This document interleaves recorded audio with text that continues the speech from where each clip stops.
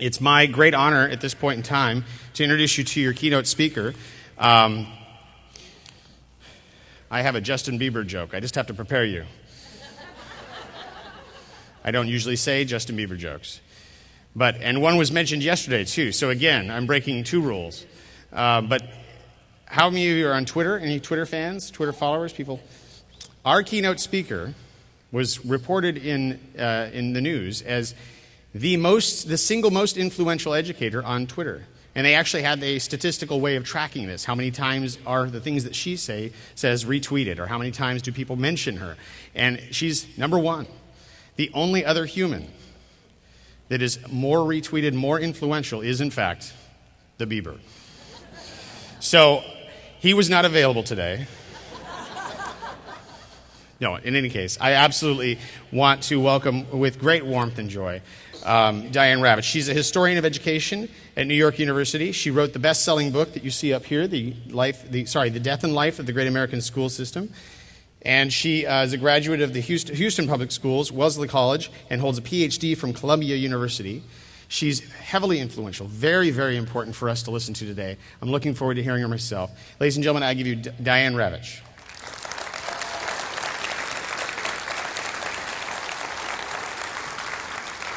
Thanks so much for coming.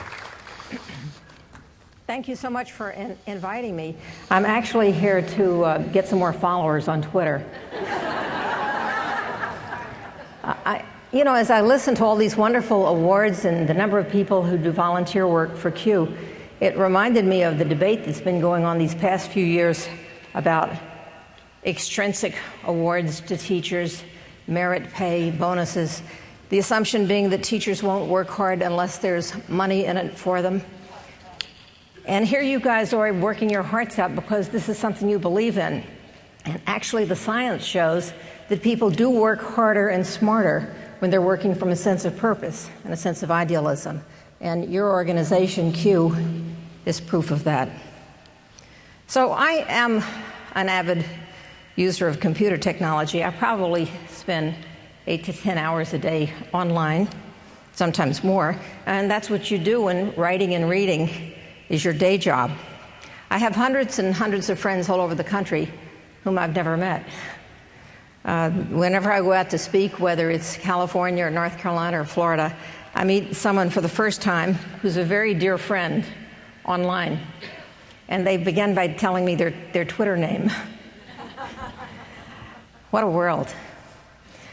Well, I am a very great fan of social media and the opportunities that it offers to bypass whatever the mainline media may be saying.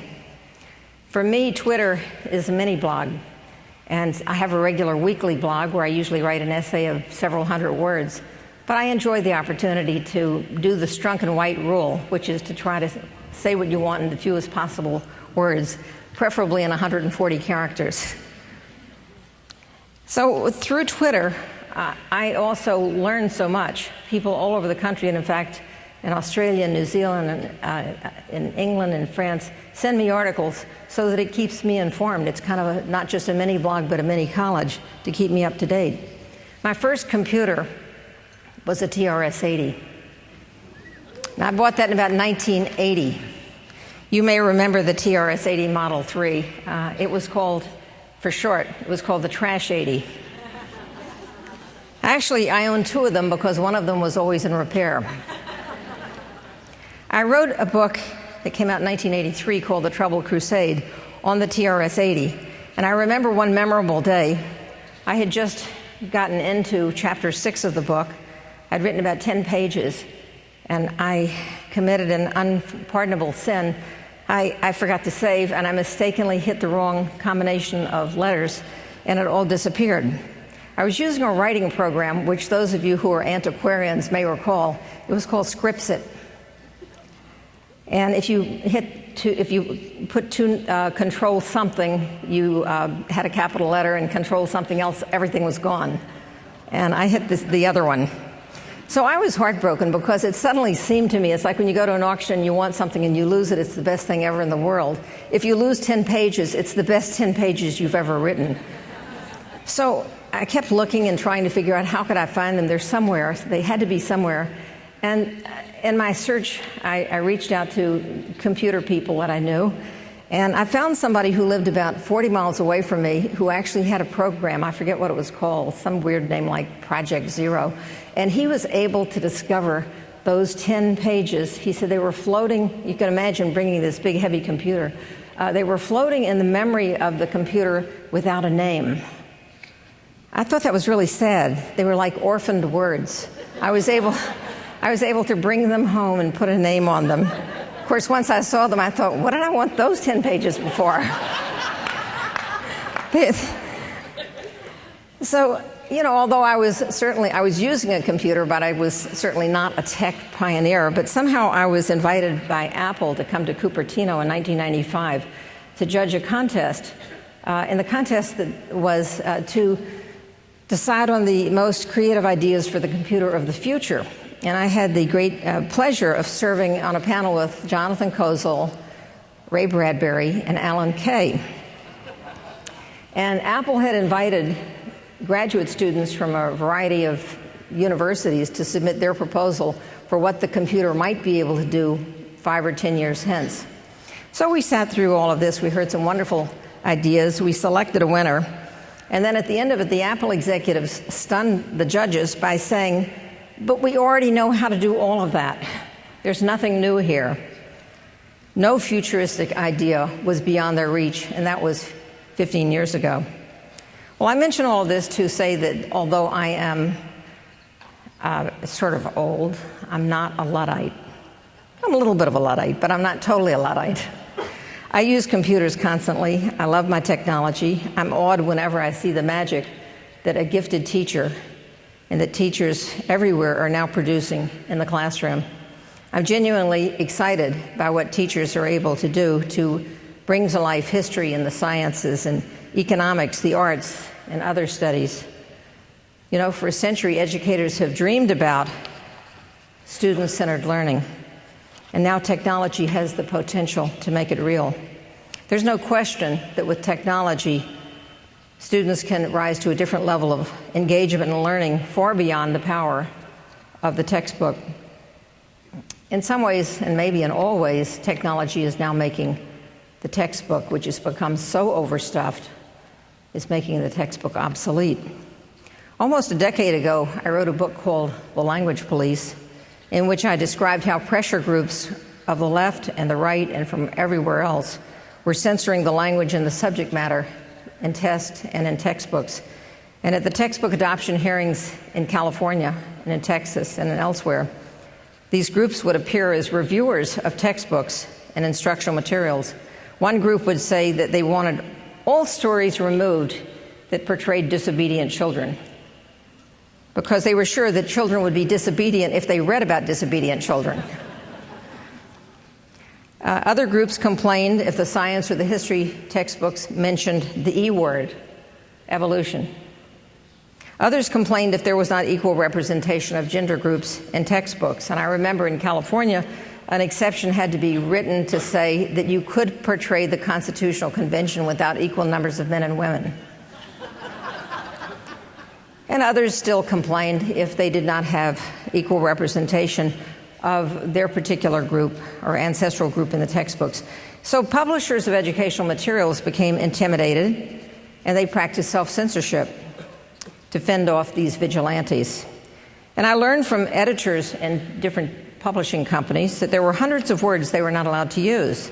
They could not refer to a senior citizen because some people found that an objectionable phrase. They could not use a gendered term like landlady or actress. They could not refer to death or suicide or terrorism because it would be offensive to someone. It might frighten someone. They couldn't refer to rodents because that might frighten someone. And I kept thinking, well, there go all the Mickey Mouse stories. They had to pass very quickly over some of the most painful episodes in history to avoid upsetting anyone. You could not use a photograph that showed people in poor countries who were actually poor, because that's stereotyping, or that had an accurate anatomical portrayal of a cow, because that was too sexual. And so you have all these cows with no udders. or that showed a rainbow in a photograph because that represented the gay agenda, or that showed people eating ice cream or pizza or donuts because that was unhealthy. In California was responsible for that one. Or that showed an interracial couple because that might offend people who didn't like intermarriage between racial groups. Then, at an earlier point, some years ago, this was back in the 1980s, I worked on a task force that drafted the California framework for teaching history and social science. It was like walking through a minefield. Almost every imaginable group complained that they didn't get enough time, that their group suffered injustices that had not been mentioned, and that they didn't like their representation. And of course, there were problems when two groups had been at war because neither one would like the way you would portray them. But somehow or another, the framework committee managed to tiptoe through the minefield. We actually produced a useful framework of history and national and world history, and it survives to this day. I think it survives intact because no one in California has the nerve to reopen all those issues again. But think of it. How do you write a textbook that offends no one? How do you write a textbook of American history that wipes away all the rough edges, omits anything that might offend anyone, and avoids controversy? You can't do it. And so we end up with textbooks in science that skirt the issue of evolution, textbooks in history that say nice things about almost everyone except Nazis. They're the only official bad guys in history. And instead of dealing honestly with the problems of our past and our present, textbooks have to avoid them or they will not win adoption. The textbooks are plagued by this regime of silent and official censorship. I knew the censorship was going on because I learned that every publisher does in fact officially have a long list of words and phrases and images that will never appear in a textbook. And when I was interviewed about the book, people would say, "Show me the censorship. Here's a book." I said, "I can't show it to you. It's not there. You can't go through the book looking for what's not there. It's just not there. It's gone." So for years, people would say to me, "Well, what can we do to stop this? This is obviously ridiculous. We don't want our kids learning it in this kind of censored way." And I didn't have a very good answer about it. I said, well, eliminate textbook adoption, but no one was about to eliminate them. So what do? The answer is technology. Yes, you can show videos of what happened. You cannot edit out the unpleasant parts. And if you show a video and it includes a living cow, the cow will have udders. If it's a female cow, that is. Yes, you can show poverty and terrorism. You can show the realities of life. You can portray scientific phenomena without Mrs. Busybody looking over your shoulder. And you can circumvent the censors. You have the answer. Technology is too big, too various, too wide open, and far too much for them to monitor. It's free, and they can't make you edit out the controversial stuff. They might try, but I think it would be too hard. Unlike a textbook, which is one book that they can carry around and look at and make big red X's in. So I appreciate what technology has done for your freedom of thought, your freedom to teach, and even more what technology has done to open the minds of students and to enable them to take ownership of their learning. That is a revolution. Technology is filled with promise, filled with possibilities, filled with exciting avenues for the venturesome, creative teacher. We can barely imagine what will be available 5 years from now, 10 years from now. In almost every district across this country, we see teachers taking technology to the next level, demonstrating how learning can become challenging and turning learners into an explorer, a researcher, a voyager, an adventurer. But technology has its perils. Good grief, it has its perils. And I'm not talking about losing the first 10 pages of a chapter. That's the least of it. Teachers are not the only ones who see the potential of technology in the classroom. Entrepreneurs today see it as a wonderful opportunity to make money, and policymakers see it as a way to cut cost and to get rid of teachers. In addition to all of those other advantages, computers never need a pension, and they never get a raise. They're cheaper than you are. Some see it as a way to break the teachers' unions and to outsource teaching jobs to hourly workers somewhere else. We don't even know where, here and abroad. And these workers get no benefits. All these disparate forces are merging to press for more technology in the schools to cut costs. And now the technology market is flooded with all kinds of programs and apps and curricula, all of them promising wonderful results. They say, buy my product, watch your test scores rise. Buy my product, track your students' every move from pre-K to career. Buy my product, close the achievement gap. Promises, promises. But that's not the worst of it. The big-time corporations look at the education budgets across this country, and what they see is a gold mine. Rupert Murdoch bought a small tech company in Brooklyn for $360 million and said that he saw education as a $500 billion sector just waiting to be tapped. By his company, of course. Other entrepreneurs see even more than $500 billion up for grabs. Online companies are making gifts to legislators and candidates for state superintendent of education. They know that it helps to have friends in high places. Online providers are paying lobbyists in many states to persuade legislators to authorize for-profit online schools and to mandate online courses. Are their courses high quality? Have they been reviewed? Are they the kinds of exciting applications that get students engaged in learning? I don't know. But that's what's happening now, and it gets worse. Technology has brought into being a new kind of schooling. For-profit virtual schools, for-profit cyber charters. These are schools that teach online courses to students who sit at home in front of a screen. The students get a computer, they get textbooks. The school gets full state tuition and delivers the content to the student. More than 200 students are enrolled in virtual schools, and this is considered the fastest growing market in the country in education. The virtual academies turn out to be big business. They're a way for states to cut costs and for sponsors to make money. The Pennsylvania Cyber Charter School opened in 2000 to fill the vacuum left when the local high school closed because of falling enrollments. Now the Cyber Charter has 11,000 students from across the state. It has 123 teachers. That's 90 students for each teacher. 75% of the teaching staff in this Cyber Charter are new college graduates. They can be replaced next year by another new college graduate. The school receives tuition from the state for every student. It supplies, obviously, no food services, no custodians, no library, no nurse, no social worker, nothing but a computer and textbooks. That's a pretty terrific revenue stream for the sponsors of the school.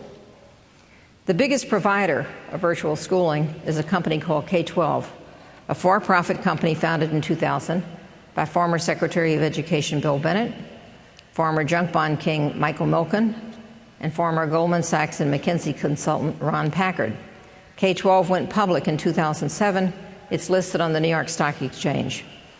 Ron Packard, who's now its CEO, received compensation last year of $5 million.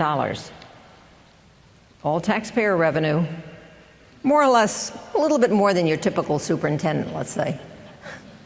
The company's revenues last year were $522 million.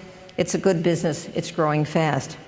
K-12 currently enrolls about 150,000 students in 29 states and the District of Columbia. The parents are called learning coaches. Students can get extra help from their online teachers. They study the material, they take online multiple choice assessments, and they progress to the next lesson.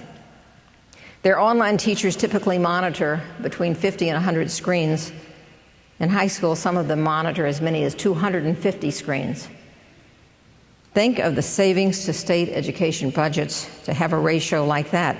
Some advocates of online instruction predict that it will make possible a reduction of 30% of today's teaching staff. The growth potential for virtual schooling is huge. There are 50 million students in public schools. 2 million of them are homeschooled. 2 million children are homeschooled. Another 6 million in private schools. As one market analyst predicted, if virtual schools manage to capture 2 million of these students, that's a $12 billion industry. And as the leader of this industry, K-12 has developed a strong business plan to capture the lion's share of this burgeoning market. According to the New York Times, K-12 spent $26 million on advertising in 2010. It's hard to open up your computer without getting an ad for K-12. All of this coming directly from taxpayers' pockets. The advertising boosts enrollments, of course, because enrollments are the name of the game. K-12 costs less money, obviously, than the typical school district, so policymakers are looking to the virtual schools as a cost-cutting measure. The Pennsylvania State Auditor told the New York Times that the online charters collect about double what it costs them to teach each student. The company's large revenue stream allows them to spend heavily on recruitment, on lobbying, and on advertising. The academic results of these schools, however, are pretty awful. Last April, the Credo study, this is Credo at Stanford University, the Credo study of charter schools in Pennsylvania found that students in all of the cyber charters performed worse in both reading and math than students in brick-and-mortar schools, whether the students in brick-and-mortar schools were traditional public schools or charter schools. The cyber schools were the worst. Large numbers of cyber charters are failing schools, whether they're gauged by No Child Left Behind standards or in comparison to the brick-and-mortar schools. Students at the cyber charters are not learning much, and their graduation rates are very low. Colorado and Ohio found that the attrition rates from the cyber charters were incredibly high, with as many as 50% of the students returning to public schools within their first year. In Colorado, only 25% remained enrolled in the cyber charter for a second year. But enrollment continues to grow because of aggressive recruitment. However, when the students leave the cyber charter, the state tuition money often stays behind. So the public schools must educate students who return, but bring no state tuition money with them. This stresses the regular public schools that have absorbed years of budget cuts, especially in a state like California.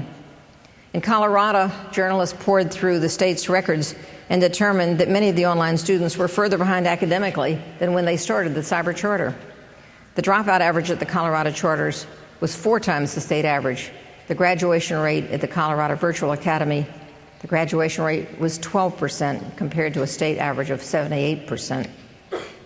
When the New York Times published a critical analysis of K-12, its stock price dropped, and at least one investor filed a lawsuit against the company for claiming academic progress and misleading investors. This is a brand new world for public education, a world where the CEO has no education experience and where the bottom line is profits, not students. So that is one of the current perils of technology in the schools. Teachers may be thinking, as you are, of brilliant ways to turn education into an interactive and engaging way of thinking and doing, but the big money is with the for-profit companies. You are the minnows, and they are the sharks. That's a line I would tweet, by the way. The profiteering is not the only problem that technology has introduced into the world of education. Technology is the platform that makes value-added assessment feasible. Technology has encouraged economists, statisticians, and policymakers to think that good teaching, great teaching, can be quantified down to the decimal point. Technology enables them to gather, analyze, compare, and interpret the scores of millions of children and to match those scores with particular teachers and to develop longitudinal databases. And Race to the Top is, in fact, paying states to develop those longitudinal databases to make that possible. And because there is so much data, hard data, real information, real numbers, the economists and statisticians think they have found the Rosetta Stone of teacher evaluation. They think they can deduce from these numbers which teachers are great and which should be fired on the spot. They go even further. They think that every teacher can be assigned a specific number from 1 to 100, defining their effectiveness with precision. The economists and the statisticians make these calculations without ever entering a classroom. They speak assuredly because they have data. The algorithm can't be wrong, can it? Or can it? We know from the release of the teacher data reports in New York City just a few weeks ago just how flawed these data are. Making public these value-added numerical ratings demoralizes teachers.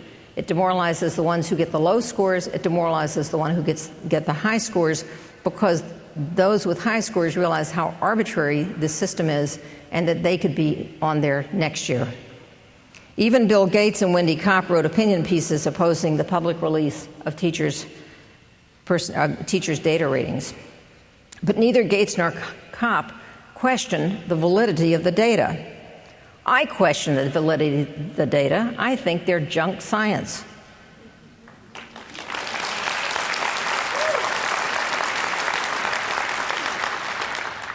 many people have documented how unreliable these data are. Gary Rubenstein, a math teacher and a prolific blogger, analyzed the data, developed spreadsheets and scattergrams, and demonstrated that there was no correlation from year to year for the same teacher. There was no correlation when the same teacher was teaching both math and reading. And this raises the question of whether it is possible to fire half the teacher and give the other half a bonus. And there's no correlation when the same teacher taught the same subject in different grades. Many principals complained that some of their best teachers were given low ratings. All of the ratings were based on a curve.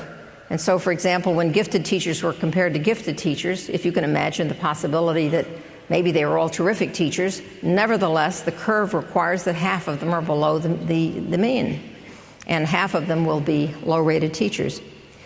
The teacher who was allegedly the worst teacher in New York City was hounded by reporters from Rupert Murdoch's New York Post. The New York Post printed her picture and humiliated her. They went to her door, they banged on the door, she had to call the police to get them away. They went to her father's home and said, "Do you know that your daughter is the worst teacher in the city of New York?" It turns out that this teacher teaches new immigrant students, and they come and go as they learn English. What does an annual test in math and English language arts tell you about this teacher? Nothing. Her principal considers her to be an outstanding teacher. To paraphrase Groucho Marx, who are you going to believe, the data or your own lying eyes? Or in this case, make a choice between the accuracy of the database and the eyes of the principal who knows the teacher, sees her daily work, and says the data are wrong. The New York City Department of Education admitted that the margin of error for the teacher data ratings are huge. 35 points in math, 53 points in English language arts. So a teacher who's rated at the 50th percentile in math might actually be at the 15th percentile or the 85th percentile. And in reading, I guess the same teacher might be a minus 3% or a plus 103%.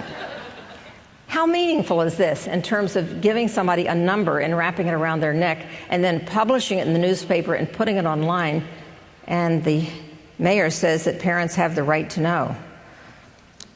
But they don't have the right to know the scores or the evaluations of cops and firefighters and corrections officers because by law, their evaluations are never to be released. That's what the law says in New York State. But the teachers' evaluations are made public, even though they're, as the judge said in the case, it doesn't matter whether they're accurate or not. They're public information. So it's coming your way, unless you're protected by law to have your personnel files kept confidential, as they should be. Without technology, no one would be able to make up such ridiculous rating systems. And economists would not be able to slice and dice test scores and match them to tax records, birth rates, arrest rates, mortality rates, divorce rates, and many other rates, and conclude that they had discovered the secrets of great teaching and found out that your fourth grade teacher was responsible for your divorce.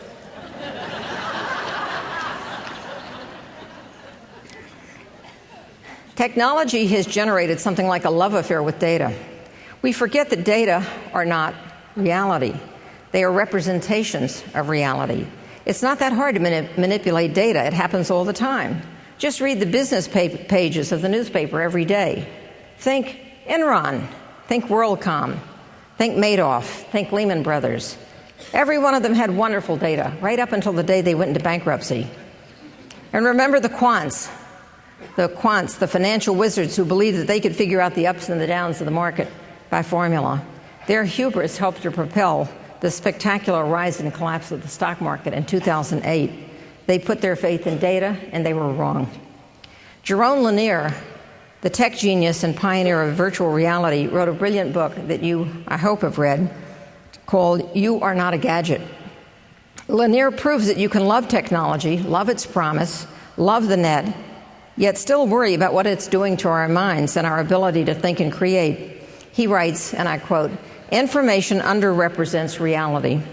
Demand more from information than it can give, and you end up with monstrous designs." and New York City has a monstrous design.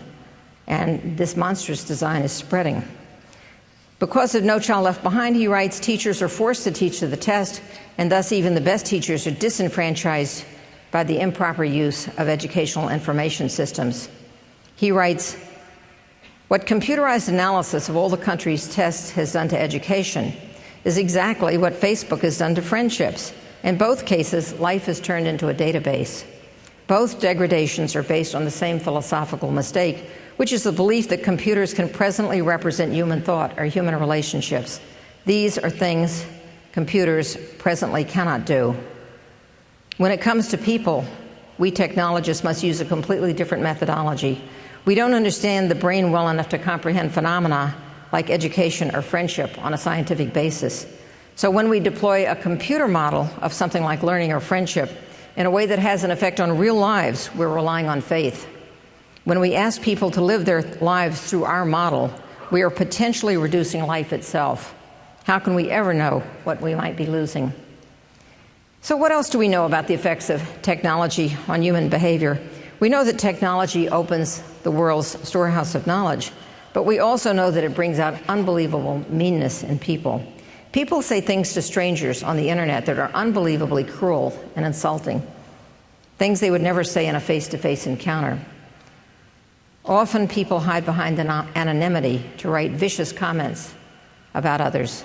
We all know of instances of cyberbullying, and even in some cases suicides that resulted from cyberbullying of sensitive children.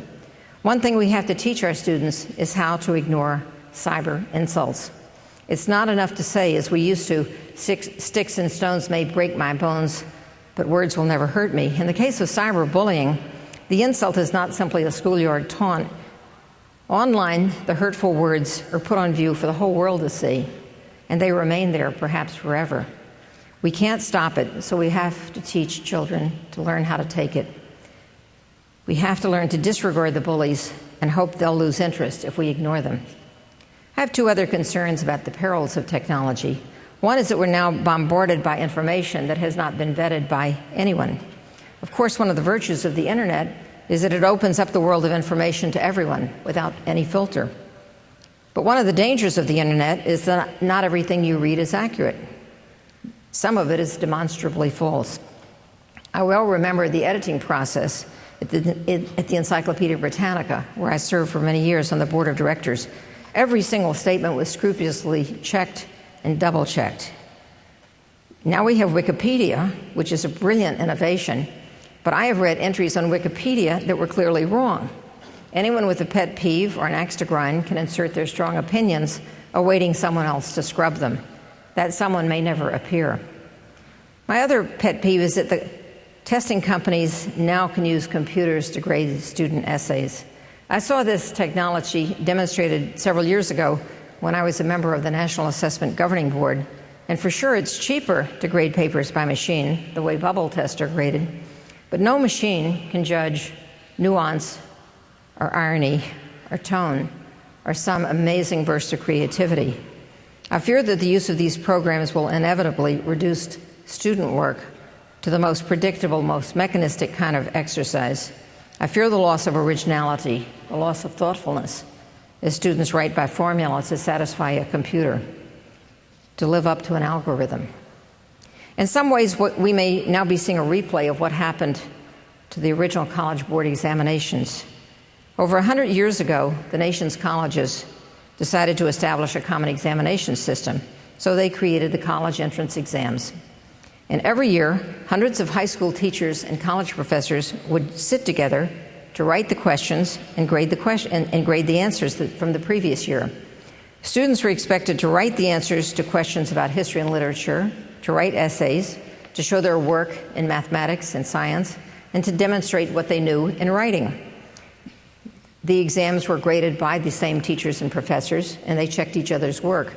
But then in 1941, when war broke out, on December 7th, the colleges decided they no longer could afford the time that it took to create and grade written exams, and they adopted the multiple-choice scholastic aptitude test, which we now know as the SAT. The SAT was created by one of the psychologists who had developed IQ testing, and the SAT was modeled on IQ testing. The collaboration between high schools and colleges was broken when the SAT replaced the College Board exams, and the high school curriculum lost its moorings when students were judged by the machine-graded SAT rather than by demonstrations of knowledge. And thus did technology change what was taught, what was assessed, and how to determine who would be qualified to go to college. One thing to understand about standardized tests is we like to think, well, they're objective. The scoring of standardized tests is objective. The creation and making of standardized tests is not objective. It's a social construction. The questions may be wrong, the answers may be wrong, but they will be scored in a standardized way. Jerome Lanier, whom I mentioned a few minutes ago, discusses something that he calls lock-in. Lock-in refers to the way a particular technology, a particular methodology, grabs hold of our minds and doesn't let go. This has happened, as he points out, in technology, where certain approaches got locked in early, years ago, and we can't shake free or evolve beyond that one approach. The same is true today in terms of our obsession with data. Our policymakers are locked in to data to measure students in schools. Our policymakers can't imagine schools that are not guided by data, even though the data themselves may be flawed. They're obsessed with giving letter grades to schools, so that this school is an A and that school is a B, a C, a D, or an F. The letter grades are simplistic and misleading at best. The school in my neighborhood in Brooklyn was rated an A one year and a great success. The next year it was rated an F. No one knew why. The principal didn't know why. Nothing had changed. Same principal, same staff, same students. From an A to an F. Next year it bounced back to an A again. And the parents decided to ignore the grades. But the grades can determine whether the school is closed. The grades are generated by algorithms and formula and technology over which no human being seems to have control. They are locked in. I don't see how it helps to give a school a letter grade. Schools are incredibly complex institutions. They're good at some things and not at others. Giving them a letter grade makes as much sense as sending a child home with a single letter grade, or giving a teacher a single numerical rating. Mrs. Smith, your daughter Jane is a C. No, I'm sorry, that's wrong. Just as it's wrong to say that Jane's teacher is a 42 or an 82.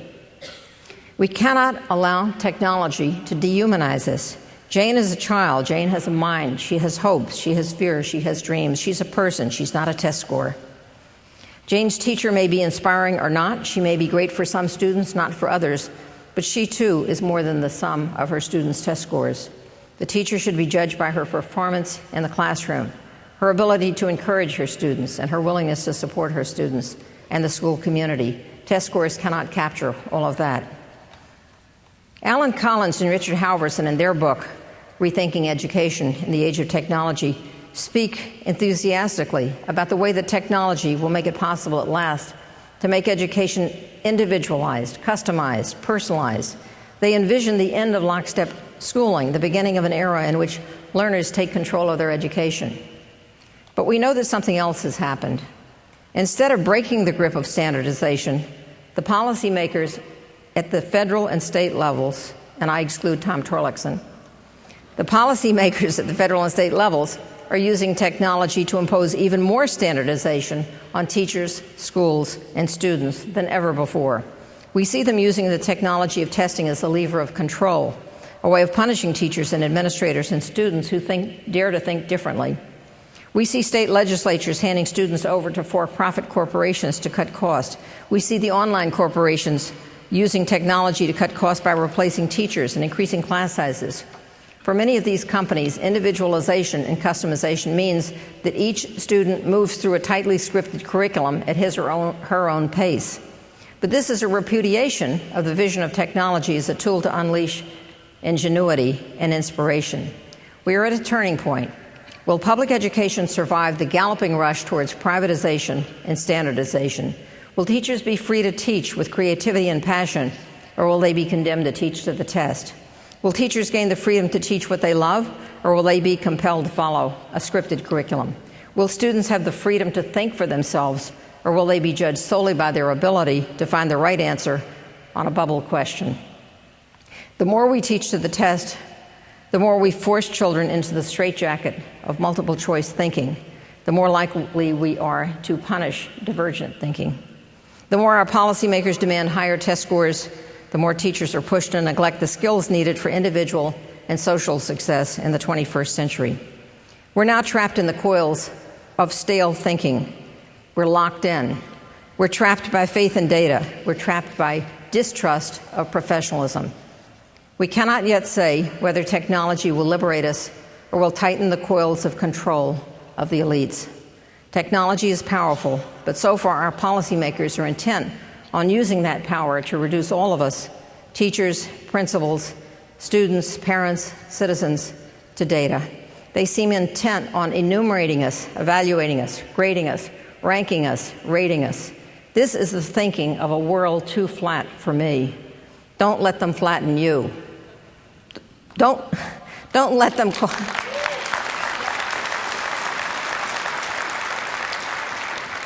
Don't let them give you a number. Don't let them put you in a box with a number on your head. We are not cattle. We should not be branded.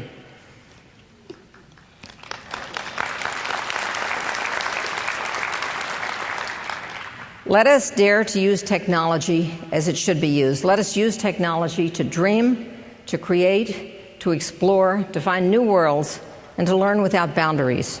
Technology and social media have given all of us a voice. Let us use that voice. Let us use the power of technology to say no to those who want to standardize our minds and the minds of our students.